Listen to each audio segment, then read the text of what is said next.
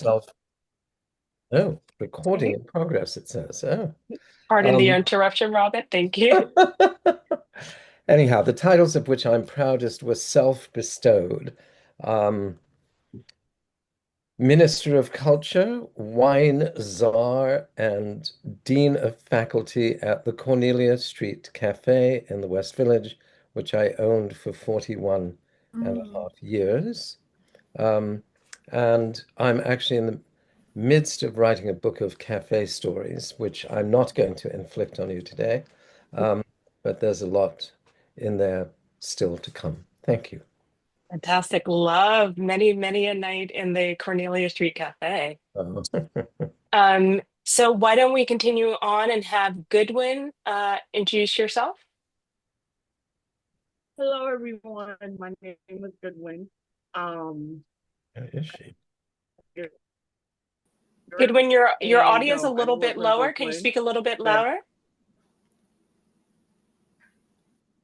hold on one second. How about Hmm. now? That sounds better. Okay. So, I grew up in Bedford-Stuyvesant, Brooklyn, and I still frequently visit there. And I'm an interdisciplinary artist. I got my MFA in 2022. So excited. It seems like I just got it. Great. Well, we look forward to hearing more from you. We're going to go ahead and toss to Shameen.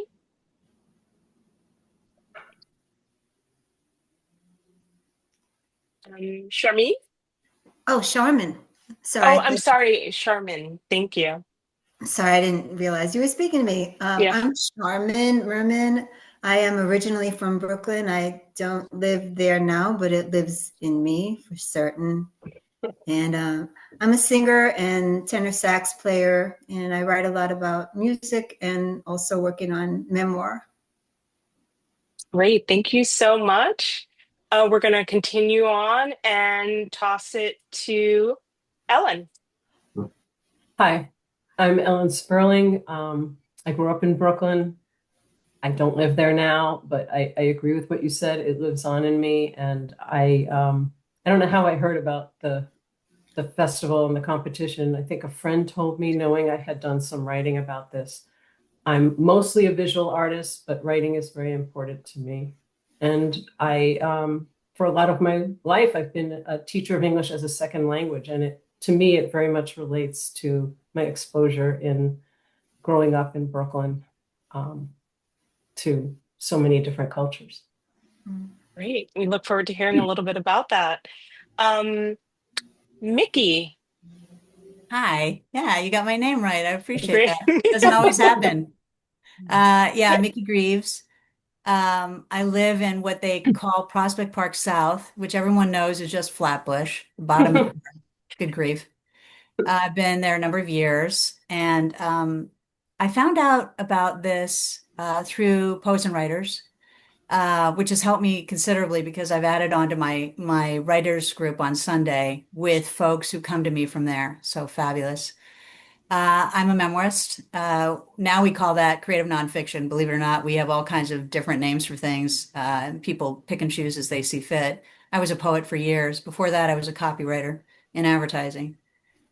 Just wanted to say thanks, Robin. I'm delighted. It must be kismet that you're on here. My son works in the restaurant that took the place of Cornelia Street Cafe.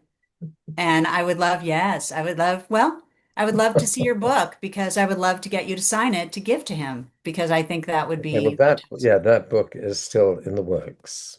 Yes. Okay. One would hope it's yeah, very good. I appreciate that. So it's great to see you here. Great. Thank you, Mickey. And we're going to toss to Brittany. Great. Hi, I'm Brittany. I am from the South, but I've lived in Brooklyn about 13 years, and I'm fascinated by people that grew up here. I think they're very special, so I'm excited to hear just authentic stories from you guys. Yeah, I am a mom of two. I used to be a hairstylist. I self-published some stuff, but I'm not really like truly a writer, like a paid writer. But I just love Brooklyn so much. And so when I saw this contest, I just felt like I wanted to write about it. So thank you.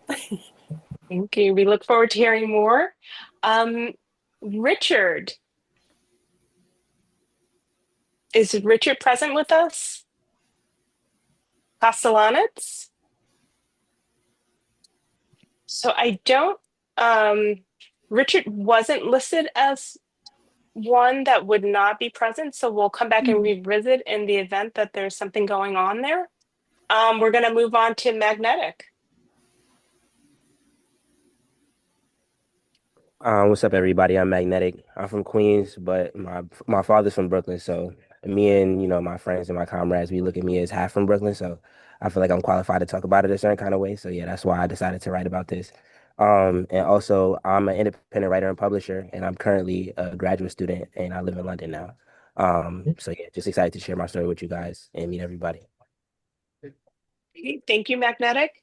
We're going to move on to Jennifer. Hi, everyone. Happy to be here. Jen Reres, born and raised in Dyker Heights, Brooklyn, the place with the lights. I live in Ridgewood now with my husband and my dog. I work in nonprofit communications. Mostly it's been mental health and disability related orgs. And I write essays and poetry, mostly about being a native New Yorker. I'm excited to hear from all of you. Great. We are going to toss to Matthue. Hopefully I pronounced that correctly. Yep. Great. I'm Matthue. I'm from Philadelphia, but I've lived here for like 18 years. My oldest daughter is 17 years because she's 17. I have 4 kids, and I found out about this from my MFAs from Brooklyn College, which is like right out the window. And they tell me about writing things. I've written a bunch of books which are mostly novels and some poems and some. We all say that novels are true and memoirs are lies. There's a memoir, but the novels are lies too. And I've performed so many times at Cornelia Street Cafe and sat in the audience so many more times and had crazy stories, but not as crazy as yours, Robin, I'm sure. But I just felt this swelling of like pride and awe and sadness, and I'm honored to be here with all of you. Great. Thank you, Matthue. We're going to move on to Steffi. Hey, so I'm Steffi Scaglione. I live in upstate New York, but I spent one summer working in Flatbush, and it was a really cool experience. And I thought when I heard about this at Poets and Writers, it would be a good story for Rick and I to write together. So I'm part of a group, although he's having a little bit of an emergency and couldn't make it here tonight. He regrets not being able to hear everybody's stuff. But we met in a widows group. We're both widows. And one of the ways that we have sort of become these great friends is to write short stories together. So this is one that we tackled, and it's a pretty great little story. Great. Thank you, Steffi. We have next Tricia.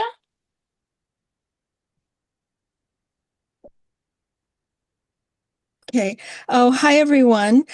I'm really excited to hear everyone's stories, and I'm also very interested to hear the story about the Cornelia Street Cafe, where I actually live not too far away from there. But I work in Coney Island. I've worked there for 18 years. I work at the Coney Island History Project and Dino's Wonder Wheel Park. And so my story is also set in Coney Island. I've worked as a journalist and an oral historian at the History Project. And I'm also working on a memoir about my childhood, which was spent traveling with a carnival through New York State and New England, which is why when I moved to New York and I just kept going to Coney Island and ended up working there and found my spiritual home there, I guess you could say. Thank you. Thank you, Tricia. And as mentioned, we have 2 authors who are not present today, whose work we will also hear, Bill Siegel and Natalie Schmidt. I will likely be reading those. So thank you all for joining. Once again, in terms of the logistics for today, feel free to leave your camera on or off, whatever you're more comfortable with. If you're stepping away, you can mute yourself or turn camera off. I will be calling each author to read, and you'll be reading an excerpt from your submitted work. Before we dive into the readings, I'd just like to again welcome you all to the 2024 Brooklyn Nonfiction Prize finale reading, and advise you all that this will be recorded. So through your continued participation, you provide your collective permission to the recording. Each of you will read a selection from your submitted essay or work. And yes, we look forward to hearing from everyone. A little bit of behind the scenes, there was some discussion or a question about, the history of Brooklyn film art, and it's great to hear everyone's introduction to this work. The Brooklyn Nonfiction Prize competition was established in 2011, and it is dedicated to presenting a very broad range of Brooklynites to share their unique experiences in Brooklyn. Once again, my name is Stefanie Joshua-Cordova. I am an alum of this event, and I'll be your MC for the next few hours, a couple of hours that it may take. And it's my pleasure to welcome you all to the Brooklyn Nonfiction Prize finale reading. So without any further ado, it's my pleasure to introduce our first author to read, and that will be Elizabeth Levine. Oh no, the pressure of going first. Yes. Hello, everyone, fellow Brooklynites. I just want to say my piece, Modern Orthodoxy, was originally the first chapter of a memoir that I've been working on called All That Remains.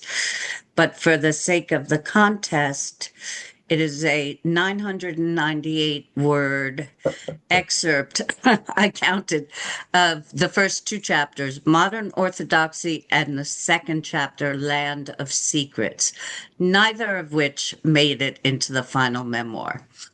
And without further ado, I will just say, you can take the girl out of Brooklyn, but you can't take Brooklyn out of the girl. Modern Orthodoxy. In 1973, Brooklyn belonged to the Jews. Midwood anchored my family to our history. It served as our atlas.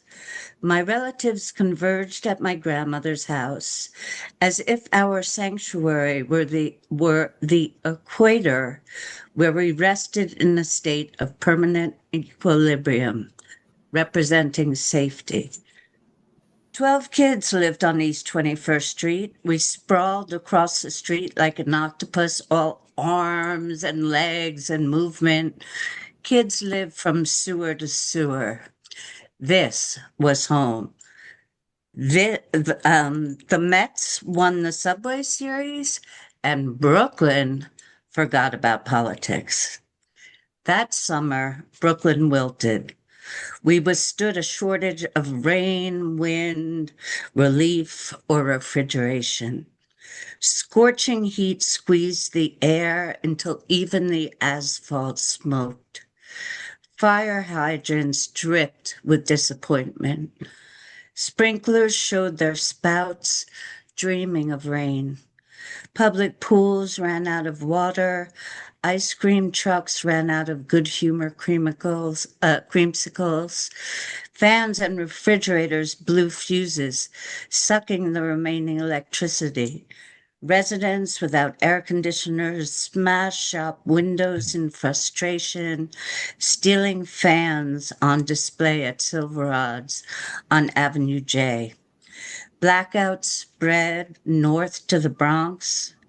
Howard Cosell's voice crackled on the radio. The Bronx is burning. Brooklyn was also burning, but our firefighters were too exhausted from overtime shifts in the South Bronx, or too busy playing spades, or too fat from eating donuts with the cops from the 66 police precinct.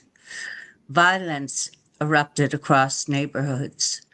Before we realized it, a tale of yellow crime scene tape and white chalk bodies decorated the streets and doorways around us, a visual reminder that crime would alter all of us. Latinos played dominoes in Sunset Park. The majority worked as handymen. They smelled of manual labor, a scent of wood, gasoline, and sweet nicotine. They also took seasonal work at the Brooklyn Terminal Market, where immigrants butchered and hung freshly killed goats, blood coagulating around their mouths. Still, this was better than the fish market, where they beheaded fish, gutted entrails, and severed tails, stinking of seafood. Vietnam veterans started coming home, ghosts, absent uniforms, smoking and shaking in front of the off-track betting storefront on the bad side of the tracks. Frequent muggings at the seedy Avenue H subway station displaced the homeless vets who drank Mad Dog right from the brown paper bags and slept on the park benches, even in winter. Lords and nomad gang members stabbed each other in deserted alleyways. Heroin addicts reclaimed the abandoned buildings along Coney Island. Nobody had anything left to lose. Only the Atlantic Ocean stopped arsonists or thieves from stealing the shoreline. Kids swarmed the Coney Island amusement park rides and arcades only a year before. Now parents refuse to take them to the beach, leaving the Cyclone roller coaster and Ferris wheel perpetually bereft. The New York Aquarium, landlocked by violence on one side and garbage on the other, drowned in bad debt. But when the Russians from Brighton Beach finally refused to swim in the contaminated Atlantic Ocean, then we finally paid attention. Suddenly, parents supervised us more closely, hovering like seagulls on the pier. Our movement shrank, restricted to the length of our street. At night, like gunshots, we heard the backfires of trucks in the distance on Kings Highway. Bars covered first-floor windows, altering our view of the sky. Drug dealers invaded Checkerboard Park, shaking down the monkey bars. Rats rifled through the stagnant garbage cans, ripening in the heat because of the sanitation department strike. Brooklyn stayed home that summer. Everyone kept to their kind, afraid of one another. Nevertheless, my immediate bubble remained intact. I attended East Midwood Hebrew Day School. Religion floated through the day like awe. I sang foreign and sorrowful prayers, the sound of lament. This enclave sheltered me, keeping me immune from forces circulating outside, waiting to implode. Then the unforeseen happened, the incident on the playground at school. God disappeared that year. I left Jewish day school because of this abruptly. I no longer prayed, read Torah, or spoke Hebrew. My parents enrolled me at PS 152. That year, Albanian political refugees arrived. They promptly set fire to the gray garbage cans in the bathrooms. We tiptoed around them, afraid of matches. Then I met Casey Stein. Hey, you must be the new girl. I can tell you everything about everybody. I know who people really are. Casey chomped on her peanut butter and jelly sandwich. I like our teacher. She is nice and pretty. Pretty is not important. I can tell you What matters is Mrs. Johnson is the real deal. No bullshit. You can trust her. Finding the real deal is everything, she declared. Do you believe in God? I asked at recess. Are you nuts? Of course not. I don't believe in Santa Claus or the Tooth Fairy either. Let's cut class and see the streakers at Brooklyn College, Casey urged. What do you mean cut class? I did not do things like cut class. What is the real deal anyway? And what are streakers? Follow me, Casey commanded, and I did.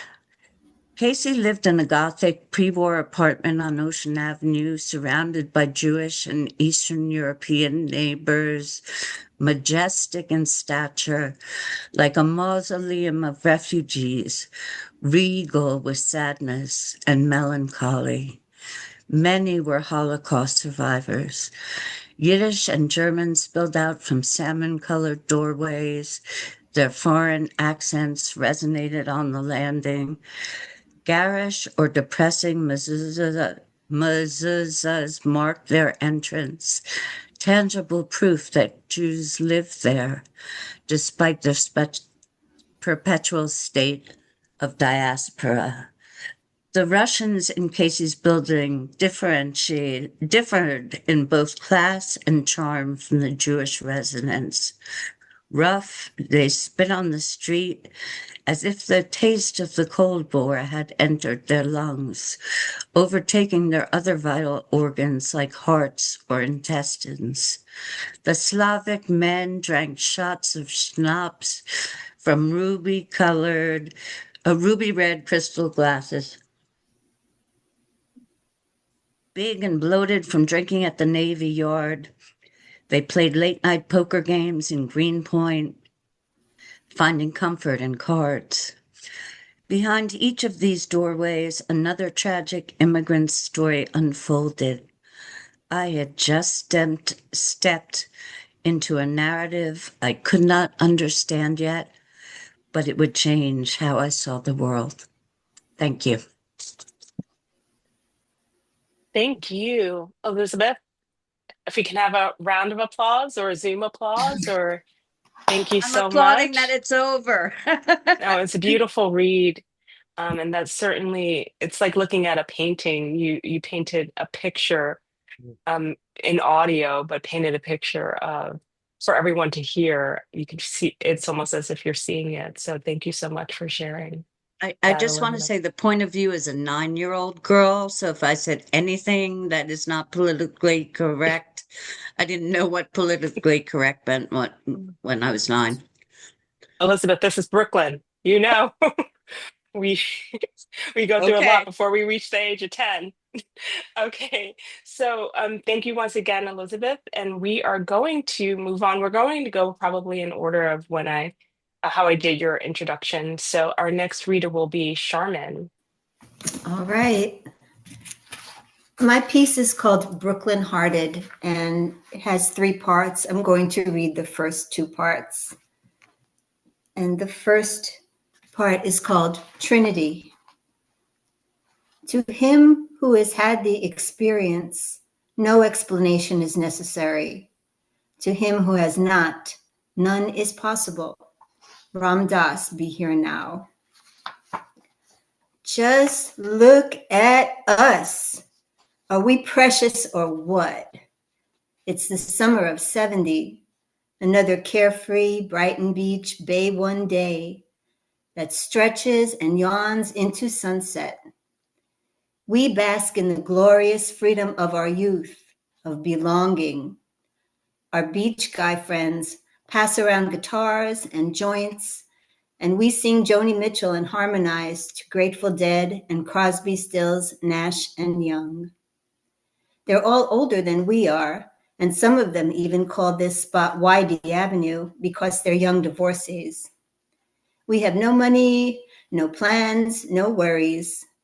Just another golden day to inhale the salty sea air, slather our bikini babe bodies with baby oil, get tan and go with the flow. We're just a couple of 14-year-old first base virgin girls, semi-innocents, but we can hold our own with these guys. Our best and favorite beach friend is the bear. He's 6 feet tall, and even though he looks kind of rough, he has a gentle aura about him, definitely more of a teddy bear than a grizzly one. He is one of a kind special, a wacky, wise man, philosopher, hippie king, who wears the term freak like a badge of honor. His voice is low and gravelly when he sings, but when he's imparting words of wisdom or quoting Jack Kerouac or Allen Ginsberg, it becomes kind of nasal and cartoony. He and his friend Zeb like to make up filthy lyrics to songs like Wooly Bully by Steppenwolf and Amphetamine Annie by Canned Heat. You'll judge them if I tell you the words, but we think they're funny. Zeb has wild red hair that he tries to tame with a headband that's got an eye in the middle of his forehead. He hangs out with the bear, but he's not cool like him. Actually, he's kind of a drag. He even tried to kiss me once, and it was such a bummer. I told him to leave me alone, and he said, "Right on," and flashed me the peace sign. Even if I liked him that way, he's so old, like 20-something. Ew. The bear would never behave like that. When we're with him, we feel protected and sheltered. He's like our body guardian angel. We're tentatively inching our way into the ocean because even though it's a hot, humid July day, it takes a while to get used to it. The bear comes charging into the water, and without hesitation, he flings himself under a wave and bursts up from under it right in front of us. "It is delightful to see you, vagina lynx," he says joyfully. "Give thanks to the sea. She is refreshing." Beads of water sparkle on his massive afro, and it glitters in the sun like a bedazzled halo. He bends down to cup his hands and douse us with a big splash of cold water.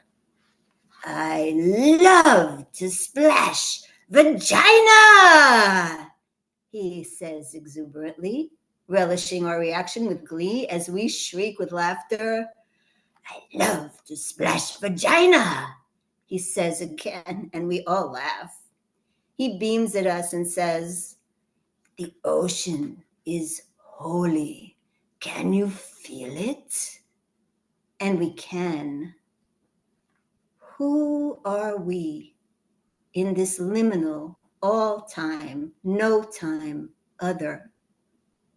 A divine orchestration leads us to a threshold, graces us with a fleeting deja vu glimpse through a portal to realms forgotten when tethered by gravity and somatic chains. We see now through a prism where life is eternal and love is immortal, exalted, expansive, a soul-packed promise to reunite, to remember, and we rejoice. And in a fleeting shift, blink of an eye, this nanosecond knowing vanishes like a bubble. And we're back in our bodies and infused with a mighty intuition that distills his intention down to the purity of its essence. His affection for us is genuine and transcends his words. We have a bond that can't be broken or severed with logic. We know it sounds outrageous. How dare anyone have the audacity to behave like that with a minor, right? If our parents knew, we'd be forbidden to associate with him. But they can never grok what we know for certain. The needle on our true north compass points to cherished and safe. The magic 8-ball says yes, definitely. He's like a lucky tarot card pulled from a magic deck, an oracle with no red flags and 3 full cups.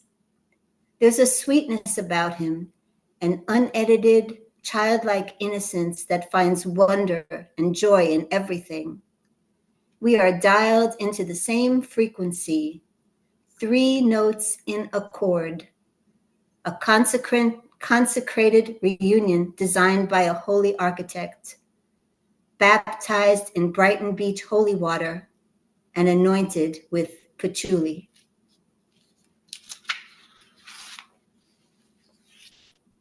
This is called Bernie. Bernie gonna get your ass, fucker. Bernie gonna get your sorry stink ass. I didn't know who Bernie was, but the woman outside yelling like an urban town crier woke my ass up. 6 floors below on East 17th Street, she heralded the dawn of a new day with a 6 a.m. kiss my ass, motherfucker. By the time I rushed out of bed to look out the window, she was always gone. There was no telling what prompted these outbursts or when she would strike. Perhaps she was possessed and driven by forces beyond her control to roam the dark, deserted streets of Flatbush, preaching her unholy gospel. Years later, when I finally saw the enigma that belonged with that voice, she wasn't at all what I'd envisioned. There was nothing unusual or noteworthy about her appearance, but as the saying goes, you can't judge a book by its cover. She was small and lean, and her plain dark skirt and simple button-down sweater were decidedly unremarkable. It's easy to overlook a remainder in favor of a flashy bestseller without ever decoding the secrets within. Like the mild-mannered Clark Kent, she was incognito too. However, while Superman was driven to help mankind, her alter ego evidenced no heroic behavior. The cardiganed crusader's pre-dawn ranting seemed more like a self-serving vehicle to exorcise her demons. One could argue that her wide wake-up call provided a valuable community service, but you couldn't set your clock by the spirit that moved her. Sometimes I'd see her darting around the neighborhood. Now and then she would slip into my lobby for a cigarette and sit quietly peering out of the large picture window with one leg dangling off the wide ledge, her foot jerking and flapping like a fish on a hook. She'd cast furtive glances over her shoulder through the smoke screen, like someone on the lookout, like a fugitive.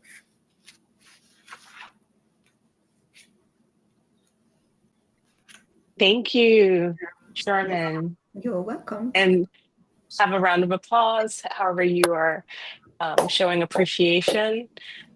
Sometimes when you're listening to these works, it takes you, we're all speaking from our experience in our a certain time frame, and we hear it today and out of context, you're like, oh, that couldn't happen today. But New York is such a unique place, and the different time frames, the experiences that you hear, and you're like, now you're like, today that could never happen, but so much of it is just so uniquely New York. So it's great to hear these stories.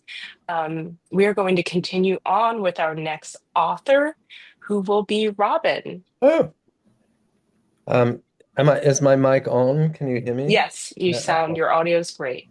Thank you very much. Lovely to be here. I should say a couple of things. One is that I am not from Brooklyn. I am to Brooklyn. I've lived here for almost 40 years, so I'm almost a native. What I'm going to read is from a memoir that, believe it or not, came out 30 years ago. I was a very young writer.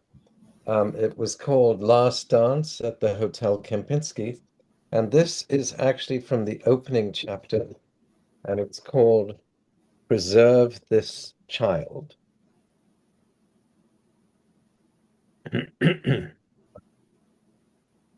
Martha wants to know what to wear. I don't know, whatever you wear to a conventional bloodletting. I am not uncivilized. My wife is a clinical psychologist. Our son was barely a week old.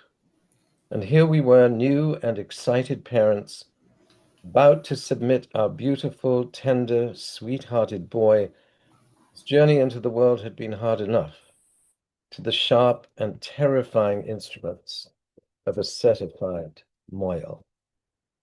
A moil in the Jewish religion is a ritual circumciser.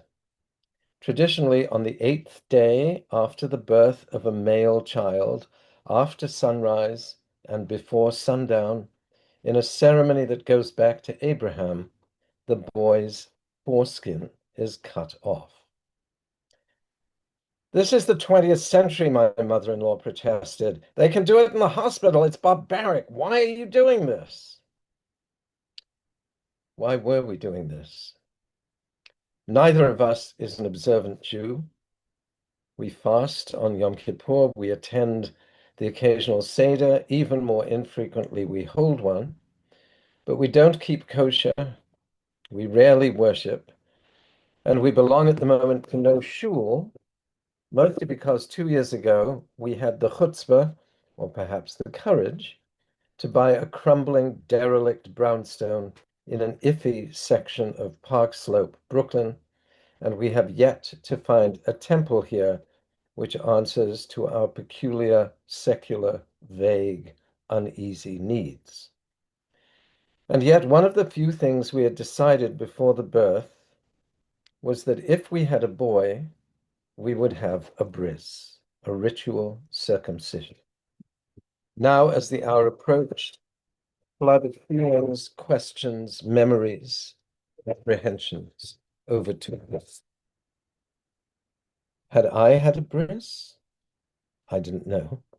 Certainly I'd been circumcised, but had there been a ceremony? My father is dead. My mother is elderly and no longer remembers. I was born in London during the war. My parents were refugees from Germany. How anxious, I wonder, would they have been for so conspicuously foreign an occasion? The family doctor was German Jewish. Perhaps he had done it. On the other hand, given how conspicuously foreign my parents seemed to me growing up, and given also my father's bullheadedness, perhaps I had doch, as they would have infuriatingly put it, had a bris. And did I not have a godfather, that spectral figure on my childhood's horizon? And is not a godfather in childhood legend the one who holds your penis during the act? If there had been a bris, who would have been there? Certainly no immediate family beyond my parents. All my grandparents were dead. Both my grandfathers had died in Berlin mercifully long before Hitler. Both my grandmothers had lived to die in concentration camps. My mother had a sister, but she had escaped with her 2 children to South America. My father had a brother, but he had fled with his wife to Amsterdam, where, of course, the Nazis followed. By the time I was born, they had been moved into the Jewish quarter. One widowed cousin of my father's had also ended up in London. Perhaps she would have come. The rest of what had been 2 large, vibrant families were either dead, about to die, or scattered across the earth. Bris or no bris, I think of my parents choosing to have children in a foreign country in middle age during the Blitz, and I think of it as a decision of extraordinary, almost palpable courage. In the face of the destruction of their families, it seems such a life-affirming act that if I dwell on it, I weep. But I weep also for another more complicated reason, for the inevitable failure, for parents old enough to be grandparents, for the enormous emotional and psychological gulf that separated them from us, for the hated foreign language which they were too old to shed, for the rigid 19th century German precepts by which they sought to bring us up in post-war England.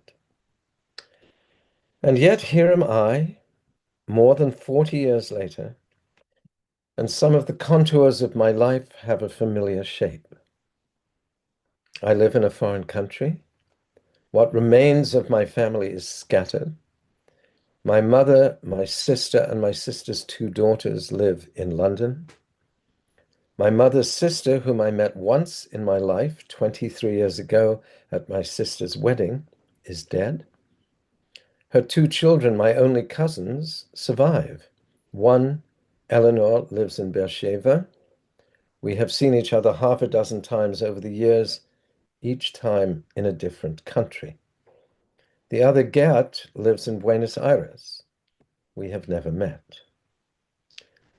My father's brother lives in Amsterdam, childless at the age of 86, having survived hiding, betrayal, Auschwitz, and the death 18 years ago of his beloved wife after a series of strokes, the delayed and deadly after effects of her own imprisonment, starvation, and torture.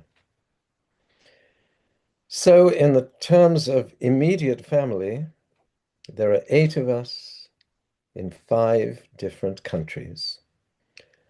Scattered about the globe all these years later, we are shards from the explosion, and there is very little holding us together.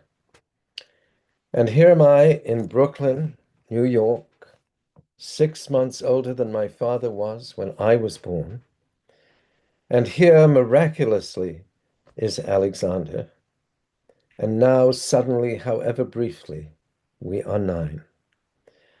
And complicated, turmoil-ridden, tenuous though my family history has been, it is still willy-nilly a Jewish history, and there is still a tattered fabric to sew him into. And so I look for a moil, and in the process, some of the loftier thoughts evaporate, and certain inescapable realities begin to present themselves. How, for example, do you audition a moil? Anyhow, it goes on from there, and we found a moil, and he does the circumcision, and my son is now 37. Thank you. Thank you, Robin. That excerpt just paints such a snapshot and reminds us of all the diverse narratives and the journeys that make up the diaspora of Brooklyn, and the history that you were able to share in that brief time frame is incredible. Thank you so much again. We're going to hear from our next author, and that author is Goodwin.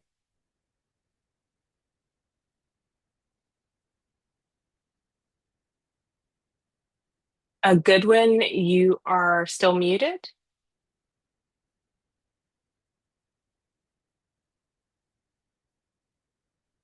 Not. Hello? Yes, we hear you. Okay. You're up. All right. My piece is called Earl Will Always Be Too Late.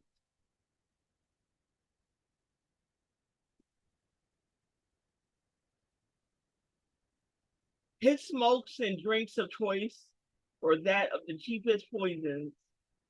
Earl inhaled at least 2 packs of Cool 100 super longs, not the stumpy ones, every day, and chased that with a bottle of Richard's Wild Irish Rose. God, I hated the scent that left on his fucking breath. It would creep into my nostrils, burning its way into my chest, my lungs, my throat. It felt kin to hot lava or the rubber wheels after a drag race. Hey, Nicole, he slithered in lush, twisted lips.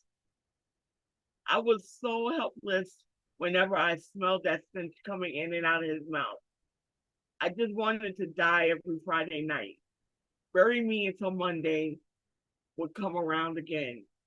But I loved that man something awful, something beyond myself, beyond my body, my mind, any sense of self, of health. I loved Earl so much. It must have been a sin.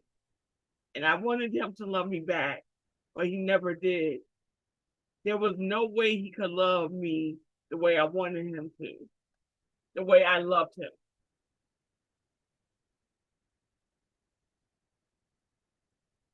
I loved him the way someone drowning wants to be saved. It was a desperate kind of need to become someone's daughter, to be seen as beautiful to the first man around you, he that raised you. All he had in his heart for me was hate. Hate because I wasn't his child, but my father's daughter, a remnant of a dirty past that I knew nothing about. Earl's skin was darker than midnight, but never ashy or blemished. Instead, it flowed calmly like the surface of water during the fullest glow of the last moon. He was a good-looking man, Mama used to say. This lay in comparison to my mama's tawny, light brown skin, which I inherited. Earl was covered in something that I thought was unworldly. I have yet to see it again or a black man, or any man for that matter, ever since. His flawless creamy coating of chocolate, all the members of his family possessed it. That outside onyx porcelain, especially the women, and how I loathed them for that perfection. I'd often find myself in the mirror studying my face. The longer I looked, the more I found imperfections, the dirt nesting within my pores, the wild hairs violently sprouting out of my eyebrows and lashes, the plumpness of my nose and lips. My features were never as refined as theirs. There was no way I could be mistaken for his daughter, no matter how much I wanted to. Over the years, he drank more often and hated on me even more. His drunkenness mirrored his hatred, both becoming a thirst he could never satiate. I was too young to understand that. And when you're young, clinging to life you can never obtain, you scream and shout and kick for anything you can find, anything around that looks like it could save you possibly. Even someone like Earl, who had become a log infested with flames when that liquor hit his tongue just right. Loving that man was as good as being loyal to an anvil that's sinking to the bottom of the sea. Earl was only good enough to keep afloat, just long enough to drag someone to the bottom with him. And each of us girls, being my two sisters as part of us, was buried with him out of sheer happenstance, mindless obedience, and toxic devotion to his unbridled parents. As I got older, Earl's words became harsher and so did my mother's. Their loathing of my presence synced up like elegant Olympic swimmers. If my mother was putting me down, well, he followed suit like the lackey he was, but Earl was there. He was a consistent man. Anything, always coming back to us, addicted to the end to our dysfunctional fold. And for that, much as I am eternally grateful.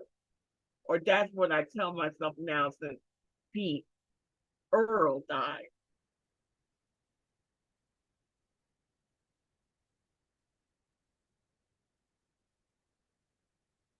One day I was fed up with both of their antics. I had to be 13 years old or so. We still lived in the same brownstone on Putnam Avenue, but it was long falling apart. I recall the walls, a filth covered in dull robin's egg blue. The bathroom toilet was sinking into the floor, about to crash dead into the basement below. Our once glorious crystal-shaped mirror that my Uncle Doc had crafted himself was falling to pieces, chip by chip. You might say that those decrepit shards reflected my sanity. I could feel it slipping under the pressure that my mother and Earl manifested, thrusting their lust to demean at each other and me since I was a young, outcasted homebody. Being the black sheep in a violent household, no matter the number of kids, always ends up mortifying in the end, because it's the black sheep that gets the most caring and the least amount of compassion when it comes time for it to be done. Why do you hate me so fucking much, huh? I never did nothing to you, and all you do is fucking make my life miserable. Why, Pete? Why? The silence. The silence that, the silence. The silence. The silence was hot and furious as dragon's breath. Pete.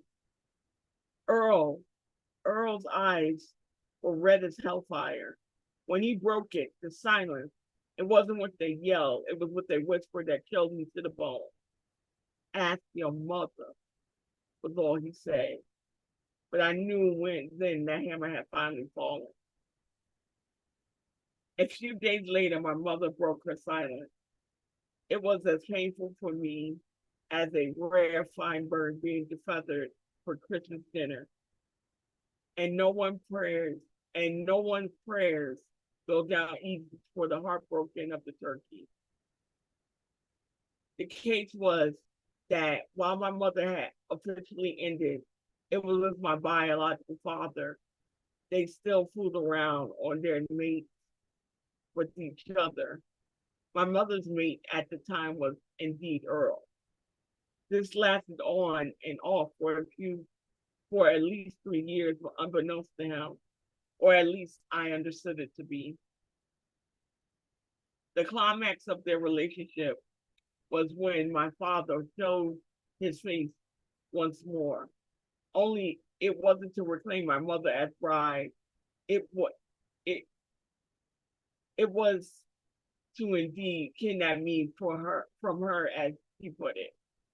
I found that wording ironically funny, considering how they both spent a lifetime treating me after the encounter. Both full of regrets, resentments, and reminiscences of broken promises, like fragile twigs under heavily booted feet. Neither one of them could repair the damage they had suffered and subjected each other to after that day. So in the end, they unconsciously took it out on the one person who had nothing to do with causing and everything to do with tying it together.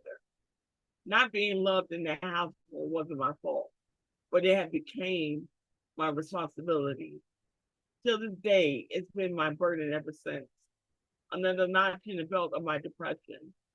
But I now realize that there are worse things than fighting with your own self-hatred. One is fighting for your life and realizing you completely run out of time. Thank you. Thank you, Goodwin. Round of applause. I just want to say to all of you, reading and writing, they're so different things. Reading your own work is a different art form, but in you all reading your work, it does add so much more depth, hearing it from your mouth. So I thank you all for reading so passionately your works. We are going to continue on with our next author, which will be Ellen.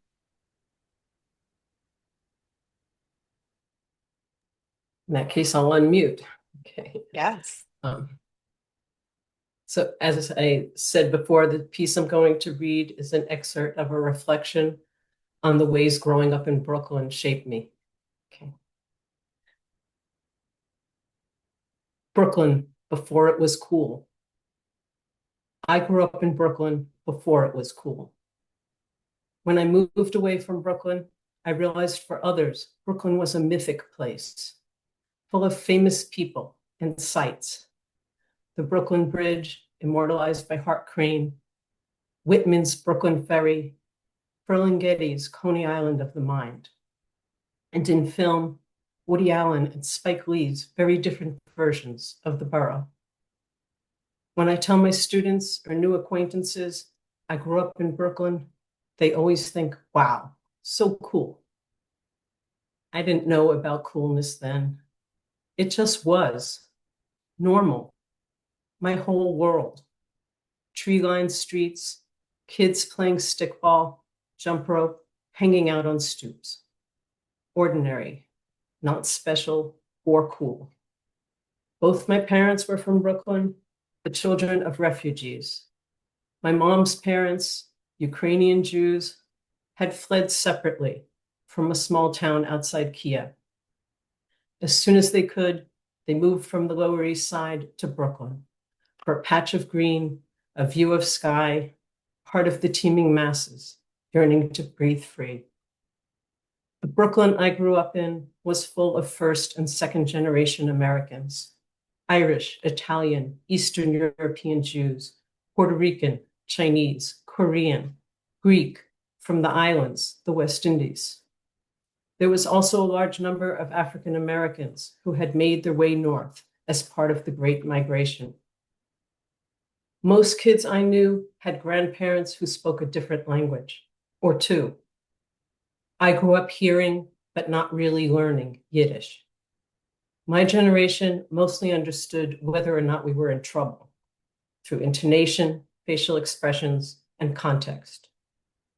The first place I lived was on Ocean Parkway, number 716, an unremarkable 6-story brick building with other 6-story apartment buildings lining both sides of the street.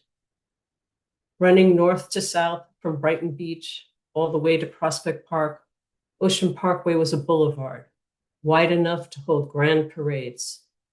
I recall one parade from when I was about 5. No cars on this busy street for hours, eerily quiet.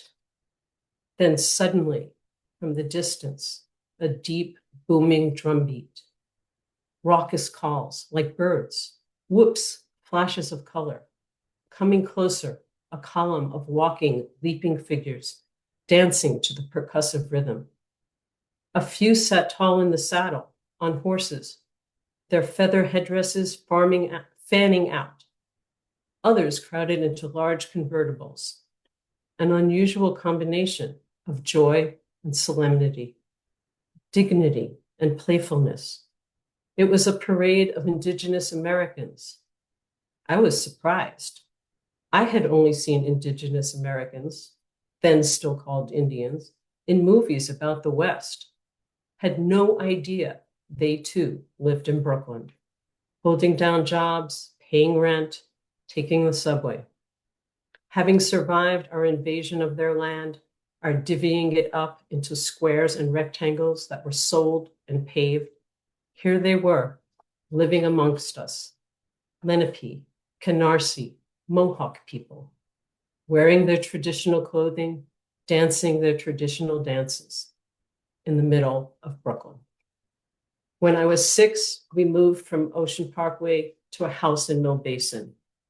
Not a cool neighborhood. As suburban as you can get, still living in Brooklyn. Fortunately, I was not stuck in my neighborhood.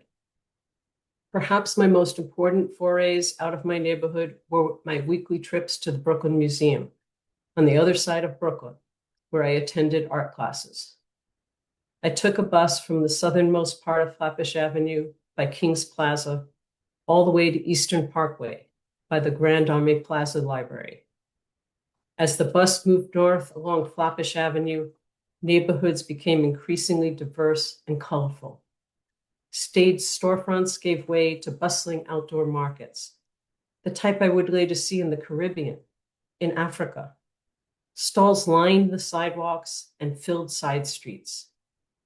A wide array of wares were displayed on folding tables, under tents, on boldly printed cloths on the sidewalk. Delicious smelling Caribbean street food was sold, the fragrant spices filling the air, drifting into the bus. Vendors displayed tropical fruit, mangoes, pineapples, plantains, and some which I couldn't identify until I was older. Papaya, starfruit, guava, passion fruit. Jewelry and textiles, clothes and home goods were laid out and being hawked over loud, lively reggae music, blaring from cassette players. Live steel bands played, spontaneous dancing occasionally taking over the streets. It might seem like chaos, but it was joyful chaos, a festive, vibrant celebration of life. This community, transplanted from Jamaica, Haiti, Puerto Rico, the Dominican Republic, Bahamas, was making a home in Flatbush, reinvigorating the neighborhood. The mix of cultures in Brooklyn was so pervasive that I took it for granted, expecting to find it wherever I went in the US. My first trip into the Midwest was unnerving. Almost everyone was white and blonde. I hadn't realized that I hadn't grown up in America. I was Brooklyn, born and bred. It was not all copacetic. When busing started when I was in junior high in the late 60s, there was this anxious vibe. Parents in our neighborhood said it was okay to bus kids into our schools, but they didn't want us bused to other neighborhoods. I heard our supposedly liberal neighbors use the word Schwarze, Yiddish for Black. It had a definite derogatory tone. When fall came, I was the only one of my 5 friends who stayed in public school. The others went to private or parochial schools. I recall seeing mostly kids of color get on and off those buses. I thought they looked tough. When I was older and came to know kids who had been bused, I learned how terrified they were. People talk about where to raise kids, speak glowingly of small town familiarity, growing up in the country, close to nature. It's true. I did not learn about growing food or taking care of animals in the city, the cycle of life, or the seasons. I grew up with pavement under my feet. But there is something to be said for a gritty urban upbringing too. The exposure at a young age to people from all over the world, the up-close view of our diversity as a species, the deeper connectedness despite the superficial differences, what we can learn about what it means to be human. People of all colors, all languages and customs jostled together in the same subway cars and buses, the same streets, with similar hopes and aspirations for their children. Everyone from away. None of us could claim our families were here for generations. We had no roots, no stakes in the ground, marking off our territory. Our parents, grandparents came with aching desires, dreams, passions, fear, the wind at their backs, leaving behind war or famine or prejudice or a combination of all three. Everyone from someplace else. None of us belonged. So all of us belonged. And in that sense, Brooklyn was always cool. Thank you. Thank you, Ellen. Round of applause. In hearing these stories, it just reminds me of the experience of growing up in Brooklyn. It is truly a language. It is a language that we all speak. And in hearing these stories, that is reinforced. We are going to continue on with our next author, Mickey. Thank you. So this takes place in the present, really. I use a little meta to explain. I go into the past as the persona narrator, the mother. She's reminding her grown son of how she protected him when he was only 4 years old. It's kind of humorous. By keeping bedtime monsters at bay. And then the story follows the narrator to Prospect Park at dusk, where she witnesses a confrontation between 2 men. I'm reading the beginning of the Prospect Park segment, 1,000 words, as you all know. It runs about 7.5 minutes, I believe. It's called Monsterville, and it got published in March. It's in the Hong Kong Review if you want to see the whole thing. All right, Monsterville. His hands were layered, thumb on thumb. It was a chokehold. He pressed his weight into it. Beneath him was a teenager, no more than 15 years old, a stripling, wearing the latest hoodie and the fancy shoes of a trendsetter. The stream of walkers widened away from the commotion like a ripple in a pond. New Yorkers edging away from a scene is a classic tell and should have been a warning to me. I know the code in New York, live and let live without interruption or interference, unless someone is getting hurt. I fumbled for an idea. Should I call 911? I knew where the cops were, a mile away at the park entrance. Too far away, too slow to respond, too many questions. Hey, I said. That's all I could come up with. I was struck by how little air I could put behind the word. As I edged closer, a girl, about 4 years old if I had to guess, ran up to me and grabbed my leg, looking up into my face.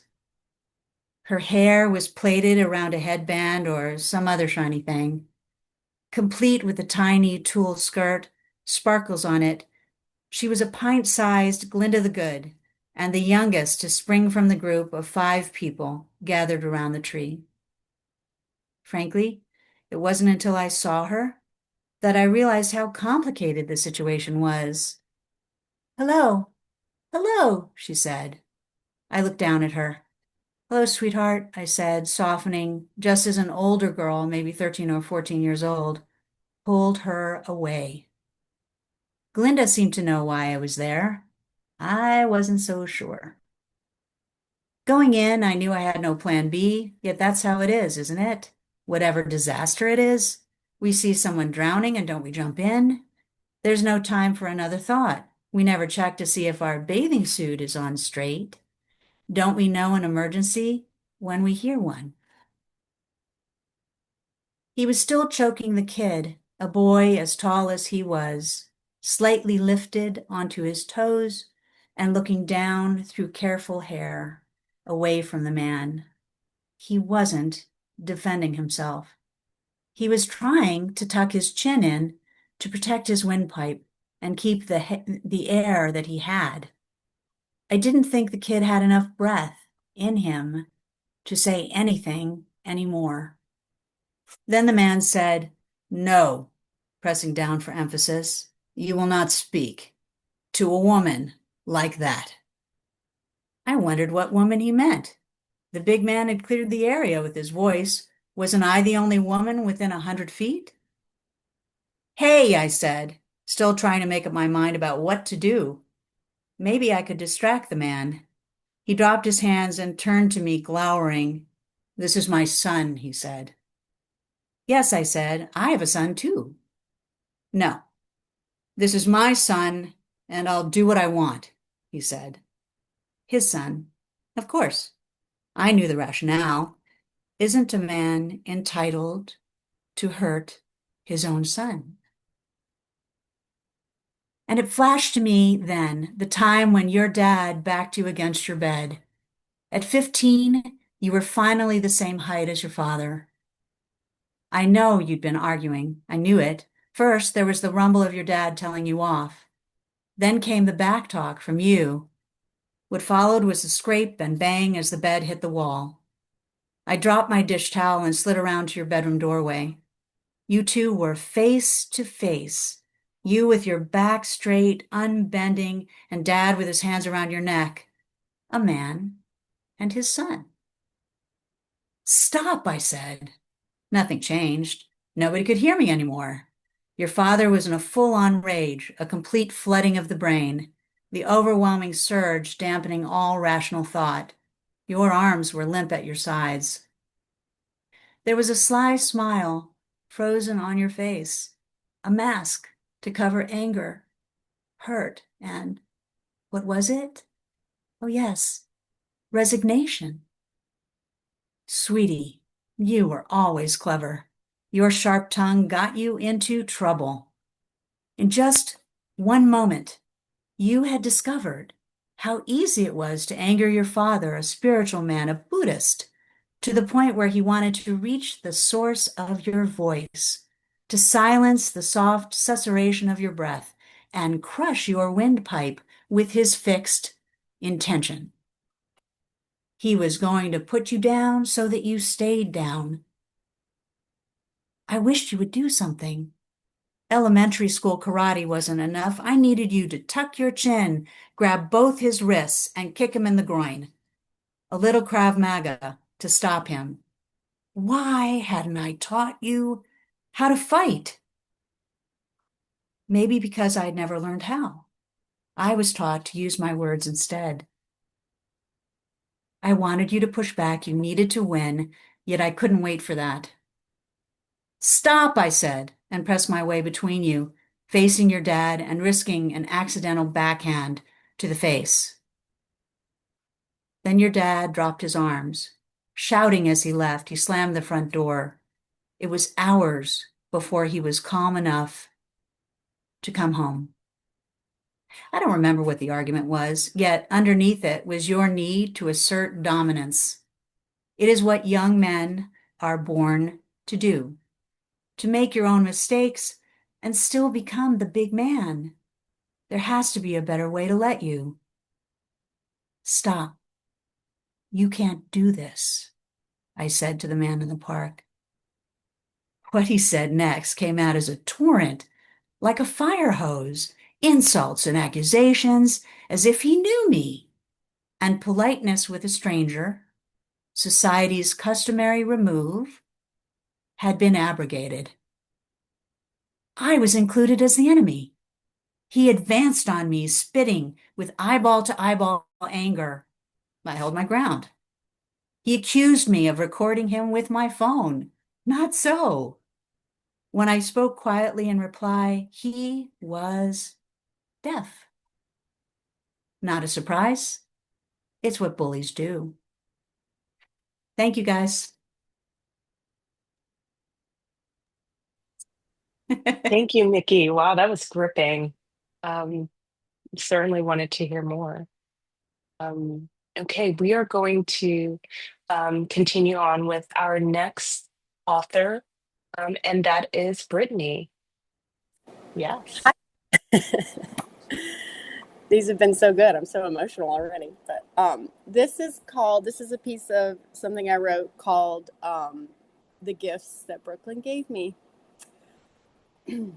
It's hard to explain why Brooklyn has captured me. It's been over 10 years now, and I think my family has given up on me ever coming back to South Carolina. It's been a gift, and I don't mean pictures snapped on the Brooklyn Bridge or that one spot in Dumbo. I mean living here and making it home. I grew up in the South on an old peach orchard, and I never had any desire to live in New York, had never even been here except briefly on a family trip to see the Statue of Liberty, but we stayed in New Jersey to avoid this scary city. When I moved here, my grandmother worried a lot. Every crime that happened in any borough, she seemed to be the first to know about it.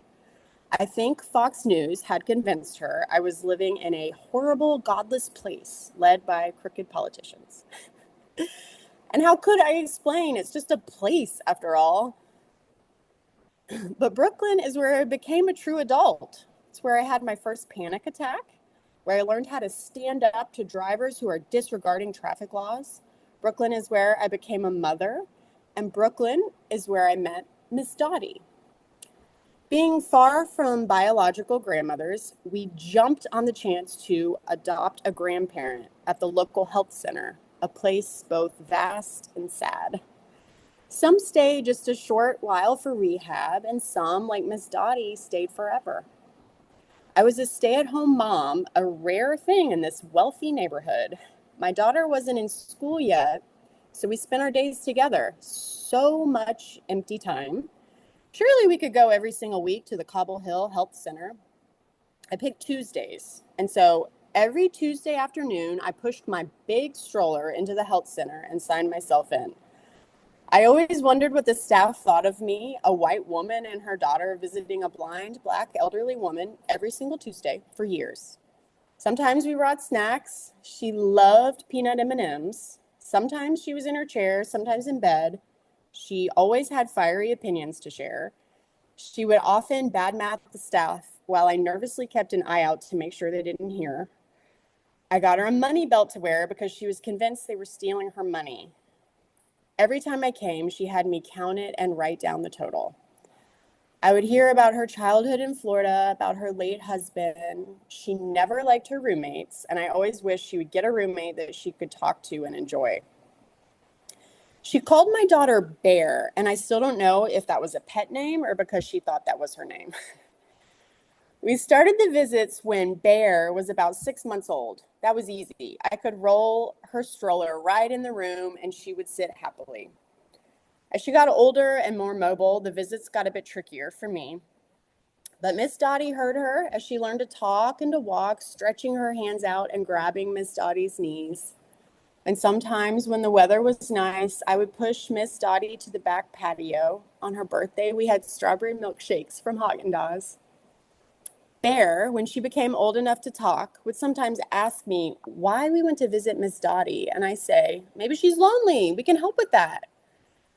One Tuesday, Miss Dottie was sitting in the common room with her dark sunglasses that we gave her last Christmas and her bright floral dress. Her friend, Mr. Mike, was to my left.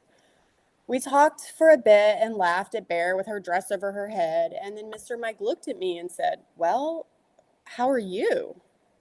I babbled a bit about this trouble with anxiety and sleep and being so sad about it, and this man, old before he's actually old, in a wheelchair and separated from family, listened to me and assured me that it would get better. And like some sort of prophet, he was right.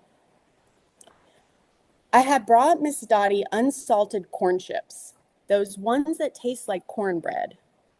I didn't bring dip or anything, and I can hardly think of a more unexciting snack. Miss Dottie asked me to offer it to people around the table, and everyone wanted some.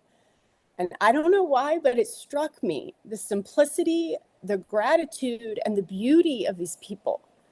I know I tell Bear we visit because they could be lonely, but maybe I am actually starving for perspective that is true and right.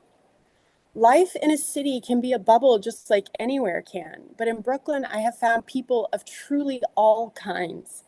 And maybe that's what I was scared of before I moved here. Being surrounded by a mix of people with different beliefs, different languages, different backgrounds, and different politics. But as is usually the case, the scariest things can end up being the sweetest. I didn't expect to be taught so much by these Brooklynites. I've been prayed over in a Marshall's and had Mazel Tov pronounced over my pregnant belly in a Nordstrom rack. I've made friends who are moms like me in the trenches and desperate for meetups at the dirty toy playground with cortados and dirty hair. And I never have known these people if not for Brooklyn. And some of these people have become friends, dear ones. A terribly hard part about living in Brooklyn is people often leave. City life can drain bank accounts and wear a body down. But whenever I walk by your old apartment buildings, I remember. The place you watched my kids so I could get therapy every week. The place you threw my baby shower. The place I cried with you. The apartment you cleaned for me while I recovered from my appendectomy and my husband had to take my daughter to the ER. Then those apartment buildings aren't just buildings anymore. They are landmarks of my life here. And now there is someone new there paying even more rent. And it will become someone else's landmark too. After a beach vacation in South Carolina, we came back to Brooklyn and went to the Cobble Hill Health Center as we had done every Tuesday for years.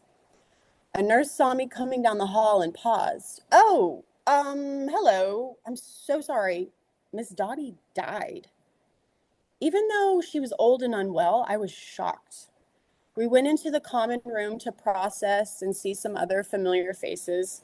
Everyone was kind, but matter-of-fact about her death. And Bear kept asking, where is she? So I told her that Mrs. Dottie was in heaven now and could see and walk, all the things she longed for and prayed for. She was no longer stuck in her tiny dark room with a roommate she hated and a staff she didn't trust. But it also meant we would miss her terribly, and Tuesdays felt empty after that. Mrs. Dottie's daughter called me the next day and told me her mother had died on Thursday and was buried on Monday. I couldn't believe we had missed it. Her daughter told me that in the obituary, they listed my daughter as Miss Dottie's granddaughter. When I moved to New York City, I imagined cold shoulders and cold winds, good food and fast talkers. I never could have imagined this borough that gave us a grandmother. And sometimes I wonder if it's Brooklyn itself I love so much or all the gifts it gave me. Thank you. Sorry. Thank you so much, Brittany. Beautiful. The legacy of that name, of Bear's name. Oh my goodness. And thank you so much for sharing that. We're going to move on to our next author who, when I first called, they were not present, so I'll check again. Richard, is Richard here? Castellana? Okay, so Aziz, I'll just note that that author is not present, and we're going to move on to our next author, who is magnetic. Thank you guys. So what I'm gonna be reading is from a short story I wrote called Pacific in Albany, which is a little bit of just some context about the time that I actually lived in Brooklyn in 2024, or 2023 into 2024. And yeah, so I'm just gonna read a piece of that, and yeah, hope you guys like it. I was in this weird state of being bothered by how different that neighborhood looked compared to how it was when I was growing up, and when I would visit my cousins and aunts and uncles. Gentrification is something that is prevalent in many places, but Brooklyn is one of the areas hit the hardest. But when I would think, am I gentrifying this area? I mean, I am a young black man walking around pants sagging, my eyes low from smoking weed every day when I'm not working that awful job, having screaming matches in the street with my woman when we don't see eye to eye, standing on the stoop, politicking with my dad about who just came home from prison, and the like when he used to come to see me, having friends over to play loud music and smoke more weed, my old cronies from Queens visiting me dressed in all black. But I'm so much more than meets the eye. I do have a degree. I am a corporate player spending an astronomical price to live here in this refurbished brownstone. And I'm not native to this neighborhood in particular. So does that count as gentrification? Is it only gentrification if I'm white and from wealth? Questions I would ask myself on a regular basis. This closet isn't big enough. This room isn't big enough. In DC, I had a 1 bedroom and a walk-in closet, a gym, a pool on a roof, all the works, you feel me? Moving on up, living large, all the shit black folks say when we get access to luxury. But I was so unhappy there. And look at me here now in New York, where I wanted to be oh so bad, still complaining. I always fancied myself a writer. I did some blogging about music some time ago, journaling on a day-to-day basis for self-motivation and to unload all the crap in my mind, the coming of age, self-doubt, and what have you. But waking up in that Brooklyn apartment every day, looking for something to distract me from my brain, I didn't find much to fulfill me until I began taking writing seriously. I decided to use that corporate knowledge to begin publishing my own newsletter. And in Brooklyn, I learned how to be free. I started expressing myself, started days where I said, fuck it, and accepted my place in life as a creative person. Fuck money. Who cares about business and investing and yada yada? A battle I often have with myself because I am an entrepreneur. But that freedom I found in Brooklyn did everything for me. My Queens get the money attitude and addiction to stability have finally been broken. That realization that capitalism is a construct meant to enslave our minds, even right down to the average Joe like you and me, behind on credit payments. I don't care if this room doesn't feel big enough. I have everything I need, and then some. And that's what made me start spending. Having days like these where I woke up appreciating life, thinking my ceilings are awfully high, high enough to make me feel like I live in a luxury apartment. A quaint brownstone with pre-war finishes, gold light fixtures and wall art that fool me into thinking the walls ain't closing in. Waking up already under the weather, looking out the window observing this Brooklyn street. I gotta get outside today, even if it kills me. Looking over at my partner who's in a half-asleep disarray, attempting to get a morning smoke. She looks beautiful in the sunlight, I thought. Wow, this room gets really good sunlight. The next thing I know, we getting off a bus in Williamsburg. She landed on pink hair and one of my knit sweaters with no bottoms. I couldn't stop myself from undressing her in my mind, which is a good sign. Then we ended up sitting in the back of Vanessa's dumpling house, drunk. We started unpacking our relationship dynamic like we love to do. I mean, how did we end up high too? Walking around Williamsburg, I thought, man, life is a gift. She bought a pair of Isabel Marant sneakers from this thrift store, and I'm just feeling like shit because I can't afford to drop everything and buy her whatever she wants. Now I'm in another one of my moods with a drunk twist. So we drink some more. I mean, what's the difference between a Paloma and a margarita? At this point, I can't even spell my own name. I contemplate getting back on the bus for the experience. I reminisce on being a kid and seeing all those drunkards ranting on the bus about the government and pitfalls of life. I felt this was my moment to let it all out, to be another inebriated black man on the back of a city bus speaking my truth to whoever will listen. Then maybe I might get removed, but that's all right. Hopefully she doesn't get too embarrassed and she'll just meet me at my apartment. I played this all out in my head as we got in the back of a Honda CRV. That was one of my favorite Sundays, just doing shit. I remember one of my first nights in that apartment, waking up to a text in my roommate's group chat about how one of my roommates got mugged and someone stabbed him. There was blood all over the hallway by my room. He was ultimately okay, but I remember thinking, how does that happen to someone? I always knew I had street smarts, and I realized my awareness in my surroundings has always protected me. As fate would have it, the apartment was across the street from the apartment my girlfriend grew up in. Like I said, I always felt like I was from Brooklyn, so why would I choose anywhere else to find love? It was always cute to me that she felt that her familiarity with the area kept me safe. But this paranoia has been saving my life since I was a kid, following my friends into the depths of darkness. And living in Brooklyn, I will always hear my father's voice in my head. Thank you, guys. Thank you, Magnetic. Reminds us of the lessons that Brooklyn teaches all of us. We all have many. Thank you for sharing yours. Okay, so we are going to continue on to our next author, who is Jennifer. Thank you. Hi, everyone. As I mentioned before, I was born and raised in Dyker Heights, Brooklyn, by a brood of strong Italian women. So this is called Silenced. It's for my grandmother, Rosemary. I hear you, I see you. I'm not talking. I'm not taking him, Dottie said. She had been her father's favorite. Dottie didn't feel the same, and she hadn't seen him in 30 years. My great-grandmother, Nicoletta, lived on Carroll Street before she was wooed by Joseph, a man who drank too much. For this reason, and many others, Joseph is referred to in our family as the Wolf. After the wedding, Joseph moved Nicoletta to the Bronx, and then the 8 babies arrived. Joseph Jr., Anthony, Orlando, Anna, Betty, Pauline, Dottie, and finally, my grandmother, Rosemary, on May 12th, 1926, who everyone called Rosie. The Wolf hid and transported bottles any way he could during Prohibition, involving his children as undercover agents. My grandmother pushed them in her baby doll carriage, for instance, and he made wine at home. There was hardly enough money for her father's 2 loves, alcohol and his children. Like many families at the time, they went without because of their father's weakness.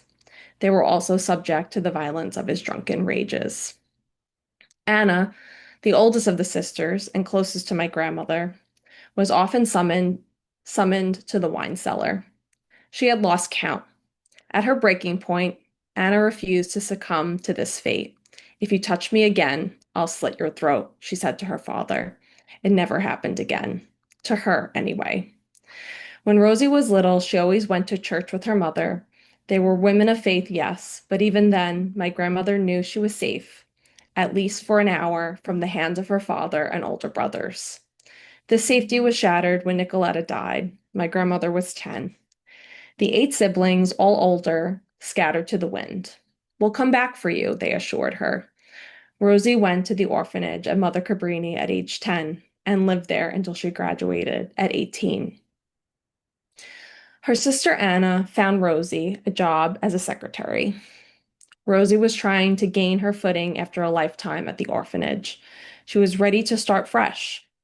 In the company cafeteria, Rosie met Tommy, one of the engineers. Dark, jet black hair, combed back, smiling eyes, charming, kind. Rosie came to work without her lunch that day. Tommy shared half of his sandwich. They were together for the next 5 decades.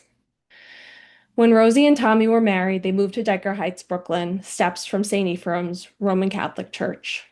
It was a simple but beautiful sunlit apartment. It smelled of Italian cooking, and the breeze would move chimes in the kitchen window. Sinatra and Bocelli often played. On warm summer evenings, Rosie called to passerbys. "How is Tony doing? Are you coming from Mass?"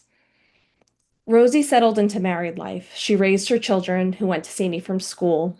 They groaned when they sat down to Sunday dinner, and their teacher, Sister Conchetta, who was prone to throwing erasers and striking with the ruler, would appear in their sacred place, home. Rosie was a Brownie Troop leader when they were children and volunteered for charity fundraisers at Fontbonne, the all-girls Catholic high school. Rosie always wrote in her journals what was happening that day or what had happened long ago. Even with her home, her husband, and her family, Rosie was a woman who had been through a lot. Rosie carried this with her, and it made her quite a firecracker. Some would say difficult. But she held her own at home, at church, in the neighborhood. Not known to back down from a fight, she pummeled into adulthood with raised fists. After her mother had died, Rosie's father had returned to Italy and remarried, living another life. 30 years later, he came back to New York, an old man, requesting to live with one of his 8 children. The 8 siblings had convened for a family meeting at Anna and Bill's house. "I'm not taking him," said Orlando, who everyone called Jill. His father, aside from the beatings, had denied him the $5 fee to graduate from high school. Jill never did get his diploma. "Well," said Rosie, "I'm going on Donahue and telling everyone what a horrible family we really are. I have the show date and everything." The siblings were stunned into silence. Anna, the older sister in charge, growled, "I'll punch your teeth to the back of your throat." At that very moment, the elderly father emerged from a taxi, suitcase in hand, in front of Anna and Bill's house. "Everyone, we decided we'll take Dad," Anna said calmly. There was a collective sigh of relief. Rosie never did go on Donahue. Families didn't discuss such things in public, let alone on a talk show. When I was growing up, my grandma told me children are seen, not heard. Of course, she let me be a chatterbox, but I knew even then that's how she was raised. In the end, at the nursing home, there was a light of recognition in Grandma's eyes when we visited. She had forgotten all of her words, all of our names, but one. She called everyone, her family, the staff, Anna. Anna, who had abandoned her as an orphan and feuded with her, but also loved her fiercely like no one else. Rosie remembered the comfort and the shelter of her older sister, not the hard times, not the dark times, not the time when Rosie had fought to tell her story and was silenced. No more. The end.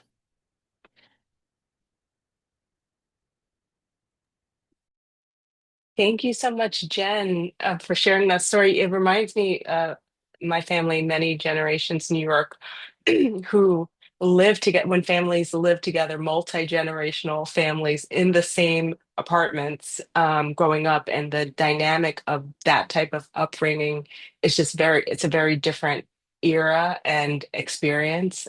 So it brought back a lot of memories for me as well with my family and history in New York. So thank you so much.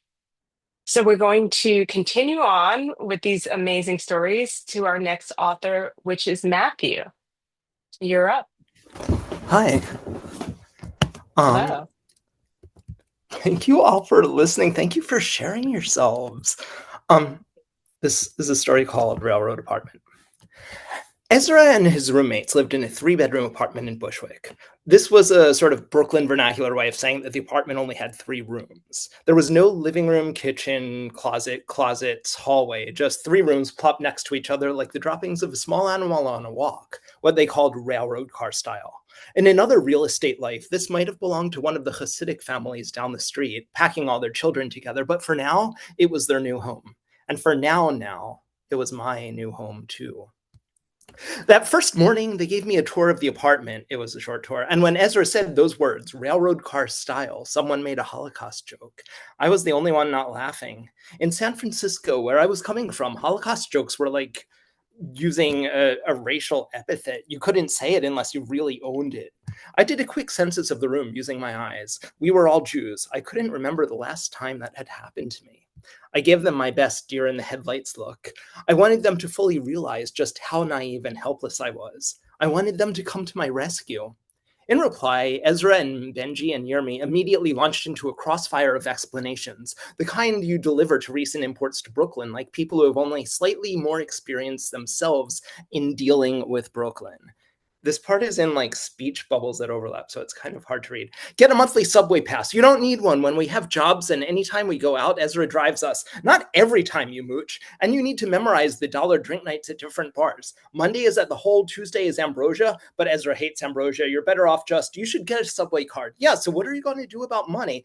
Benji answers phones for this Jewish outreach group, but he mostly uses it to meet girls. Oh no. What time are we supposed to meet the girls? It sounds lame to say, or as the people back then would have said, drowning in unaware irony, totally gay. But I can always remember feeling that desire, a wish to meet a girl and then to never have to meet another girl again.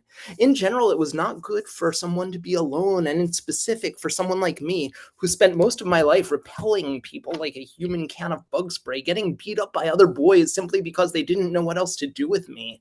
Finding someone who would want to stick with me forever, well, someone who wouldn't run away, was the only real dream I had. Ezra and his roommates lived in a haze of perpetual twilight. Yikes. My eyes are dying. Their building was attached to other houses on both sides, and windows were rare. There was one large room that constituted a kitchen / dining room / living room / everything else room, which had a mattress and a chest of drawers. That was Benji's bedroom, one more function of that room. This was New York rent math. You don't have one person per bedroom, you have one person per room. When I showed up, Ezra was finishing off spaghetti with ketchup, which was to become our staple food. He lifted the pot and offered me his seconds.